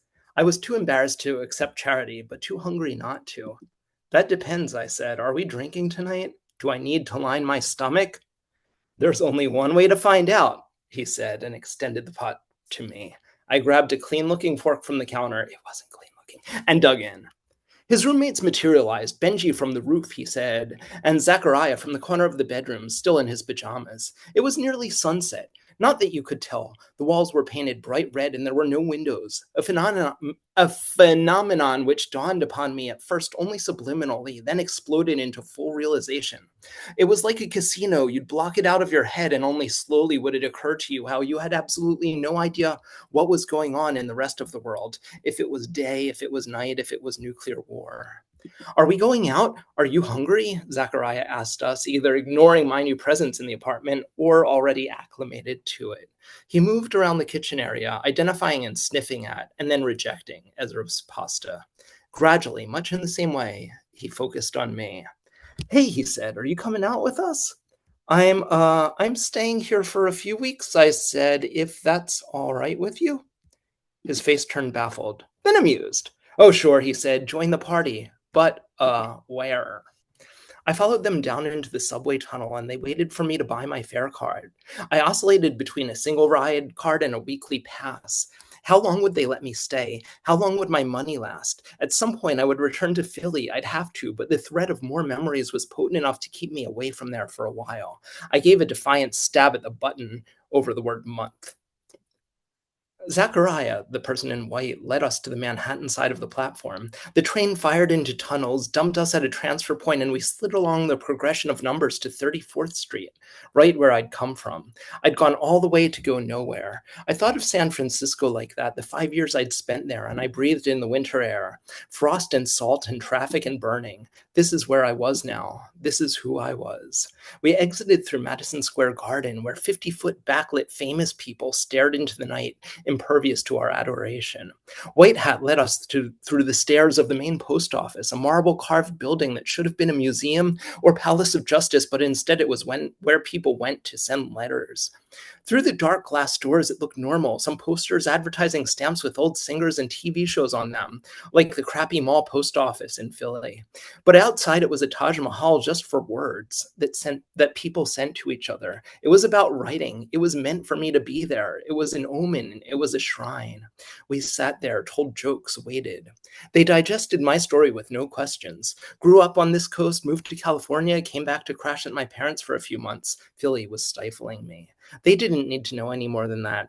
For them, I was young, Orthodox, and this meant that of course I should come to New York City. It was what Orthodox people did. It was our mating cycle. There were so few Orthodox people in the world. If you ever wanted to meet another one, for dating, for marriage, for babies, and reversing the effect of the Holocaust and prolonging the survival of our species, you had to come to New York and find one. What had I been thinking, living in San Francisco, trying to pay rent with poems performed in a bar full of goyim? If at any point you took a survey of the world's Orthodox 22 to 28-year-olds, they'd all be right here, split in evenly between Manhattan and Jerusalem. I didn't need to say what I was doing here. In their minds, that was what I was doing here. What are we doing here? I said. The night was cold. It was getting on winter. We were in hats, coats, numb and rubbery skins, but the rest of them didn't seem to mind. They were used to it. The poor, miserable non-Californians. Some people passed us by. A steady stream of people had been passing us by, all of them identical ghosts in murky-colored, puffy winter clothes. But the people who passed now, these were the right people.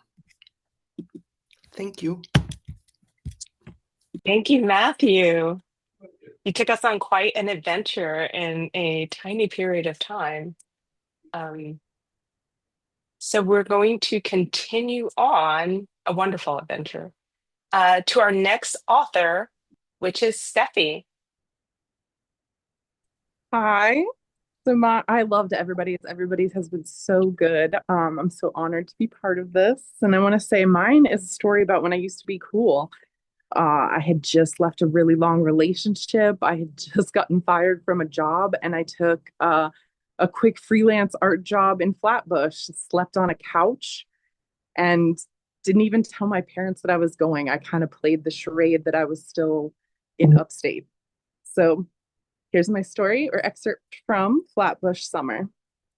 The start of the new millennium was a great time to be young in Brooklyn. There I was, an artist among artists, thinking I had finally made it. Liberated from outdated Midwestern life, I felt like a bohemian Mary Tyler Moore on the streets of Little Haiti. By day, the sun played hide and seek among the buildings, bodegas, and synagogues. Dappled streaks diffused through the leaves of well-placed trees. The summer light mixed red, greens, yellows, and blacks of ethnic flags and regalia. The culture danced in my mind. Murals covered bricks like a string of canvases painted by giants. Every so often, under overpasses and down forgotten alleys, graffiti artists painted different stories, stark against their shady backdrops, still triumphant in their vibrant expression by the real and the talented, created under the cover of secrecy. Women dressed to match the vibes, so vivid the colors breathed life into their tired brows. Mothers carrying babies on their hips, soothing their fussing by swaying music that beats inside them. College girls in low-rise jeans, their backpacks keeping time with their steps. The smell of their summer sunscreen made me tingle. Women, all kinds of hues and temperaments, are the heart of Flatbush. New York, Brooklyn, Flatbush, a village within a city of villages. Every day my shoes beat the streets, paddling through a stream of people who in turn all ebbed and flowed to their own rhythm. From my summer base, I headed out in every direction, often with no destination. I imagined as I walked that I carried a large strand of wool behind me as I wove a pattern through the passers-by. I felt as I was weaving my own threads into the fabric of Brooklyn. Just by breathing, existing, walking, more often than not, my adventures involved grabbing a cup of coffee on Utica. The spoon stood straight up in that dark black brew. That's the kind of coffee you can only get in Crown Heights. At night, I was drawn, contained only by the boundaries of neon that lined Broadway. I'm sure every generation says the same thing, but back then, Flatbush Avenue was the place to be on a Friday night in your 20s. The bars all flooded and overflowing with co-eds from Brooklyn College. Up and down the avenue, girls' dresses hardly covered what their mamas gave them. Me, no longer feeling ashamed to watch women twirl and jiggle, my Midwestern Ohio self seemed so gloriously far away. I felt reborn on Flatbush Ave. Bam, the nights I could afford a 38-minute cab ride uptown was worth it. I would dance for hours with strange men who smelled like CK eternity and stale cigarettes, spinning me around in rhythmic salsa beat hands in all the places you wanted them to be. The live band banging out tempos on bongos that felt attached to my hips. Too loud to make out the dance partner's name, too euphoric to even care about a name, too poorly lit to tell if he was wearing black or blue. I love how experienced dancers studied my imperfect yet organic moves, matching their skills to my chaos. I just wanted to dance. It's taboo to name your favorite corner cafe. It'll be gone the next time you visit. With over 20,000 places to eat in New York, it could move and you would never find it again. Oh, I miss the all-night spots for night owls like me.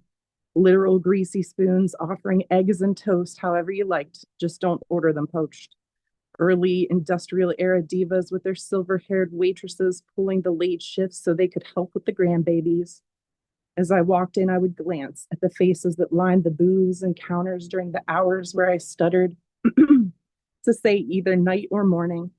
All kinds of faces, dancers like me with flat hair and smeared liner, college kids drying up trying to push through to that 6 a.m. deadline, writers and artists studying people like me.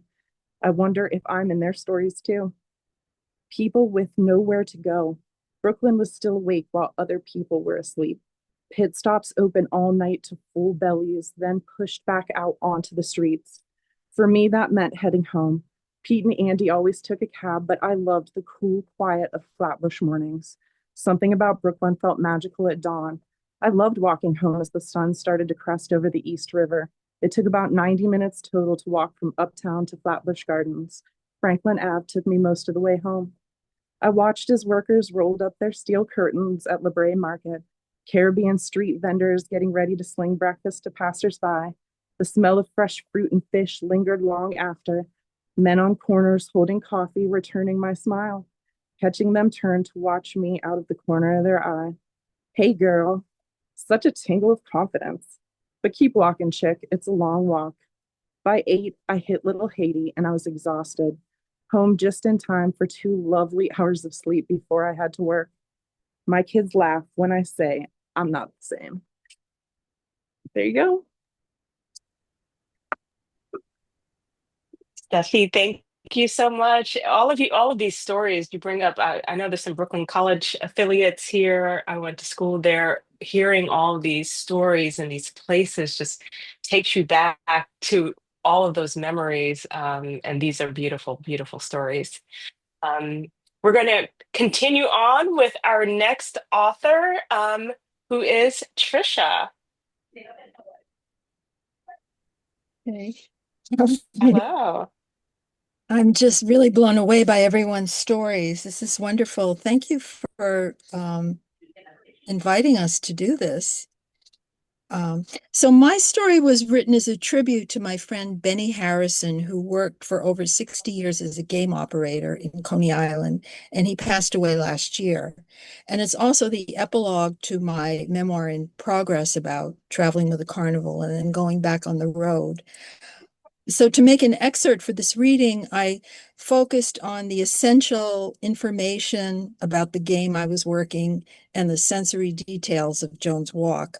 The full-length story is a braided memoir that includes also Benny's history, the history of the spot game, my childhood memories, and a culminating scene working the game on Joan's Walk. And it was published in April online in Gramercy Review. So here I go. Epilogue on Joan's Walk.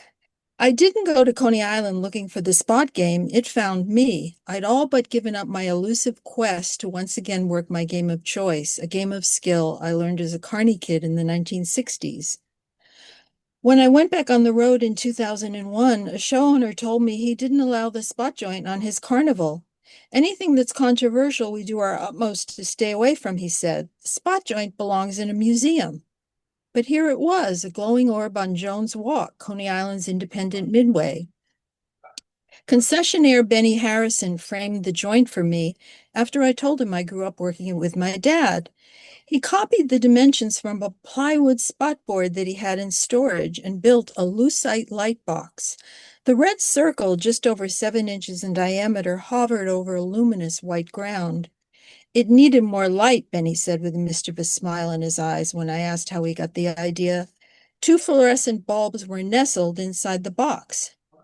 Benny was an electrical whiz who could repair a classic water race, wire any kind of amusement device, and build a prototype game. He put the spot joint together in his workshop behind the animated windows of Coney Island Always, his miniature amusement park on the walk. Navy blue lettering at the top of the light box proclaimed, "Cover the spot." A label at the bottom said, $2 to play, one hand only, please. In the summer of 2009, it was my second part-time job. When the Coney Island History Project Exhibit Center closed for the day, I'd head over to the walk to work the spot joint for Benny. The rules were essentially the same as my father's game. Players were given 5 metal discs to drop in sequence. Rule number 1, hold plate in one hand 1 inch over spot.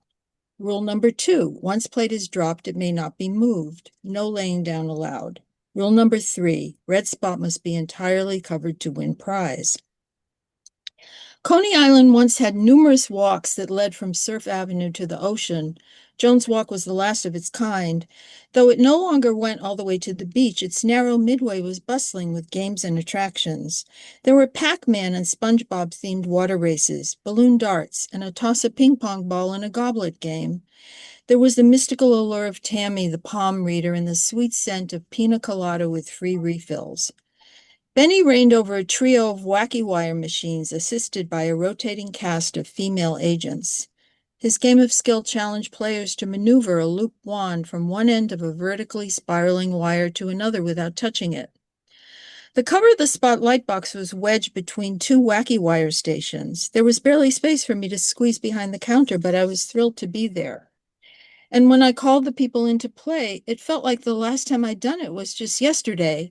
"Hey, I've got a fascinating game, a game of science and skill. If you come in now, I'm not too busy. I'll show you how to do it." It was the summer after Astroland closed forever and before Luna Park opened in its place. Yeah. Neighboring Jones Walk was jammed with customers clamoring to spend their cash paychecks. Yeah. In my mind's eye, the parade of people exuded the sensuous vitality of Reginald Marsh's portraits of the 1930s and 40s. I saw women with glossy lips and curvaceous hips, and the men who accompanied or ogled them in Marsh's paintings of Coney Island. Only their outfits had changed with the times. The women wore crop tops and low-rise pants with the word "juicy" embroidered on their rears. When one of them strutted by in stiletto heels, Benny would titter and call them amusement park shoes. Benny was tallish, but he appeared taller and larger than life in his small stand crammed with prizes. The joint was flashed to the rafters with digital picture frames, guitars, violins, electric scooters, radio-controlled helicopters, and the plush toys popular that season. Elmo from Sesame Street, Bart Simpson, and Dora the Explorer. Each one was bedecked with a yellow heart-shaped sign that cheerily said, "Hi, I'm the prize." Looming up behind me and supervising my every move was the life-size animated figure of Chuckles, the zombie clown. His jaw was continuously flapping, his bony hand shaking, his whole body vibrating. Chuckles would never have been able to cover the red. A few stands down from the wacky wire was the display window of a life-size dancing doll Benny had bought at the auction of the Danbury, Connecticut Fair.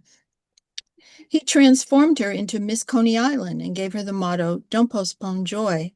I drop a quarter in the 25 cents to fall in love slot whenever I went by. The dark-haired beauty looked like Shannon Doherty. Her Mardi Gras beads jiggled as she bounced up and down to doo-wop songs that Benny played in those days. The softer than the summer night of this magic moment, and the "My Lover, I Was Wrong" of Little Darlin' had to compete with the guy across the way yelling, "Any prize, any size." But when I settled into my shift behind the light box, the cacophony fell away. Once I held the plates in my hand and began dropping them one by one in the sequence my father had taught me as a child, a familiar feeling washes over me. I'm the little girl behind the counter of the spot joint in a photo taken when I was about 10. I'm home again. That's it. Beautiful. Thank you so much, Tricia.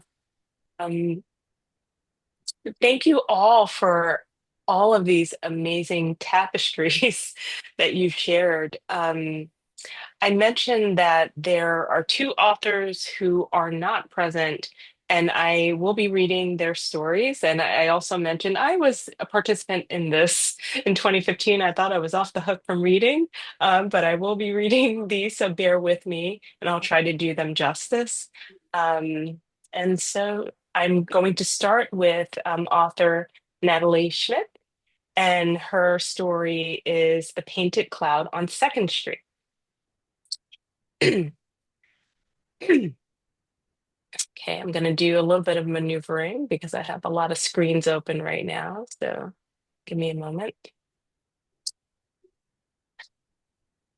However, for her birthday weekend, Gloria demanded to go to the Jersey Shore with all of her closest friends, which of course meant my mom had to go. So that weekend, Stephen decided to take care of us while she was away so that Gabby could actually go out for once like a normal American 17-year-old. That weekend was actually really fun for me and Annette too. Stephen took us to see the Smurfs at the Williamsburg Cinema since we both had been babbling about it for months. Sunday morning, Stephen woke up early to get bagels before my mom got back since they were another one of her big favorites. We ran into his car excitedly. I loved listening to his tunes. He always got so into telling us about each song he played. Stephen rummaged through his CD holder for a few minutes before beginning to silently chant yes over and over again. Before we knew it, the sound of Rocket Man by Elton John began to grace our ears. Come on, I know you guys know how to sing this one, Stephen exclaimed excitedly. Before I knew it, we were all singing along with him. Our eyes gazed at one another as we sang each line, word for word. And I think it's gonna be a long, long time till touchdown brings me around to find I'm not the man they think I am at home. Oh no, no, no. I'm a rocket man burning his fuse here, up here alone. Pardon the singing. Full of content and vitality, we practically skipped into the bagel store, making sure to get mom her everything bagel with vegetable cream cheese and a skinny vanilla latte. Then before rushing back, Stephen made sure we stopped to get yellow hydrangeas. Mom said she was going to be back at 11, so Stephen wanted to make sure he had the apartment looking all nice for when she came back. He cut the flowers and placed them into a silver vase on the kitchen table, making sure to give them water. Then he laid her bagel and left her coffee alongside it. Later, a couple of minutes had passed. We heard a loud buzz at the door. I ran to the door to open it and I could greet my mom as she came inside. Full of excitement, I jumped out as soon as I saw her. Whoa, whoa, tranquila, mi amor, she said tiredly. You know she couldn't wait to see you, Stephen replied, smiling. I know you must be tired from your trip, but I hope this cheers you up a bit. As she began to walk into the kitchen, I watched her face as her face began to glow at the sight of the kitchen table. You really know how to spoil me, Stephen, she said, kissing his cheek. When she walked into the apartment, I felt like something was off about her, but as usual, Stephen was able to find the cure to her dismay. I guess a little caffeine and carbs was all she really needed. Later that night, Annette and I decided we were too hyped to go to sleep and we were going to stay up and see the sunrise and watch Courage the Cowardly Dog together. So while she stole the laptop from the living room, I grabbed some snacks from the kitchen so we could sneak them into our room. That was one of my mom's big rules, always in every apartment we lived in, always the same. Never, ever have snacks in the bedrooms. I mean, I know where she's coming from. Rats are absolutely terrifying, but sometimes there's moments where you just want to enjoy the luxury of comfy pillows while enjoying tasty snacks. We quickly ran back into the shared room and closed the door quietly. hiding the snacks and the laptop under the covers to make our little tiki hut, as we always called it. After hours passing by of watching nonstop episodes of Courage, our mission to stay up to sunrise had come to a halt. We both ended up falling asleep, laptop out, and snacks everywhere. Luckily, we woke up to Gabby coming into our room, shaking us awake. Hey, guys, wake up. Why are Mom and Stephen fighting? Half asleep and fully out of it, I woke up in pure confusion. Mom, Stephen fighting? The three of us listened closely at the door, trying to figure out as much as we could about what was going on between them. How could you do something like this to me? Cosmic? Cosmic? After everything I did for you, after I loved your children like they were my own, we heard Stephen proclaim. You could hear his voice crackling. He really sounded hurt. I wondered what it could have been that my mom had done to him to make him act like this. I never heard him so upset before. It felt impossible. He didn't even get upset at Annette when she accidentally dented his car with the basketball. Stephen always knew how to control his temper, but in this case, I guess he couldn't help but to be upset. Confused and unaware of what was happening, I decided the best thing to do would be to get to sleep and figure out what was going on in the morning. Stephen and her had broken up, but I still had no idea why.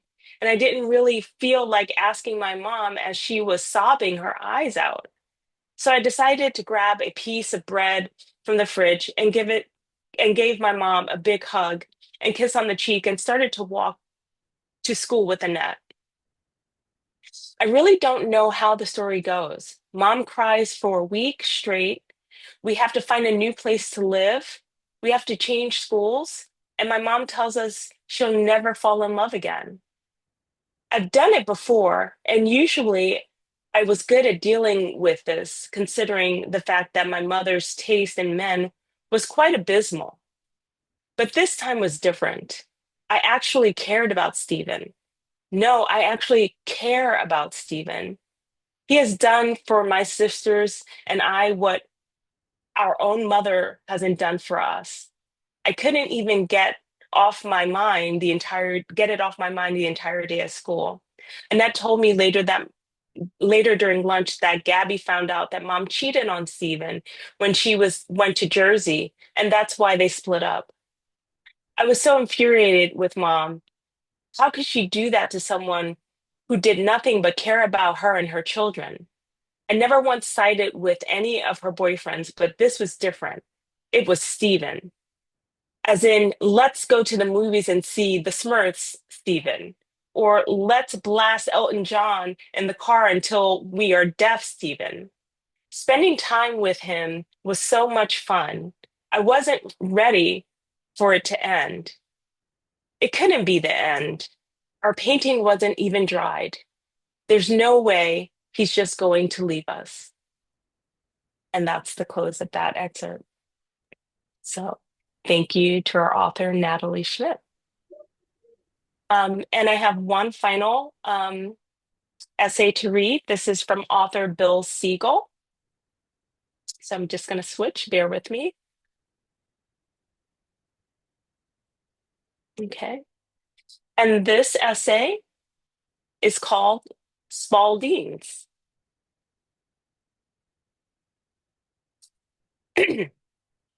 Like every other kid in Williamsburg, I came from a crazy family, and all my earliest memories were of people yelling at each other. Why do you have to sit there? My mother would wail. I just cleaned. But as a street kid and an individual, my family, like school or Havemeyer Street, only stood at the periphery of my universe. While in retrospect, for at least 6 to 7 of those formative years, the center of my cosmos consisted of round, pink, baseball-sized rubber balls called Spalding. Actually, it was Spalding, a relatively minor item in the Spalding's company immense inventory of high-end sporting goods. But for me and for every kid I knew back then, that minor item was indispensable to life as we knew it. Of course, baseball was God's game, but in our totally paved neighborhood, real baseball was impossible, which meant our versions, bad or to be adapted to the only venues that we had, which were schoolyards, side streets with minimal traffic, and vanishingly few so-called play streets where traffic was forbidden. But with a magical Spalding, you could improvise some very satisfying variations. All you needed to play stickball, for example, was a broomstick. You didn't even need the broomstick. You could even play punch ball, and neither version required a pitcher or a catcher. You served as your Spalding tennis style. All your opponents needed was one or two fielders to play and one poor schlub to play out. Then there was handball, not the golf size blackball games people played at Brighton Beach, where you needed gloves to protect your hands and referees to hold the money.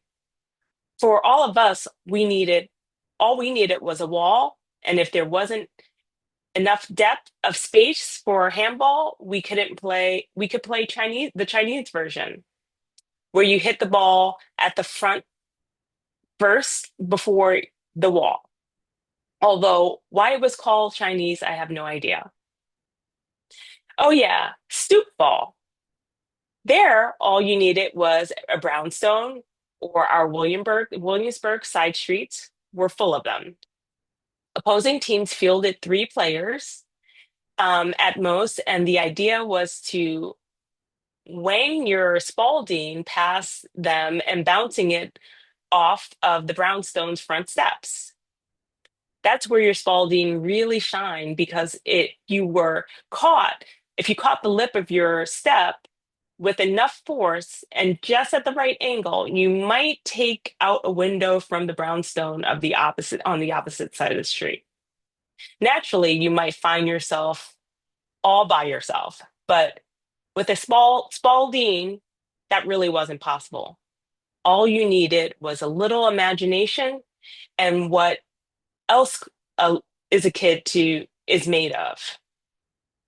All you needed was a wall somewhere, and you could summon heaven's own roaster, slamming a hard grounder to Pee Wee Reese, who'd give it to Gills Hodges, and then a foul to Billy Cox to casually float under, then a line drive to the left for Junior Gilliam to stop with a lunge, then another line drive to Duke Snyder in the center, then a high fly to Carl Farillo to catch a runner off base between Hodges and Jackie.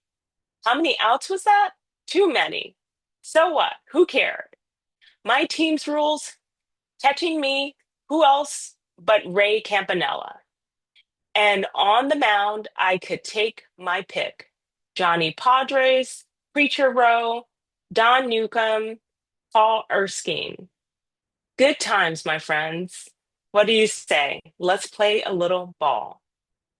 And that's the end of that. And thank you to Bill Siegel. So I think we have heard all of our essays, and I thank you all. I want to just round back and say all of these stories were so beautiful. This tapestry that was placed together today, I remember hearing the stories when I participated years ago. It definitely changes you just hearing one another's stories. So I thank everyone for sharing and reading their stories today. And so I am going to now, kind of like Price Waterhouse, I get notified of there's going to be a winner and 2 runners up. So I'm going to start by announcing the winner of the 2024 Brooklyn Nonfiction reading. And the winner is Brittany Knott for the essay, The Gifts Brooklyn Gave. Can we have a round of applause for Brittany? Thank you so much. Thank you so much for sharing the beautiful story. And I'd like to now announce we have 2 runners up. Our first runners up is Mickey Greaves for Monsterville.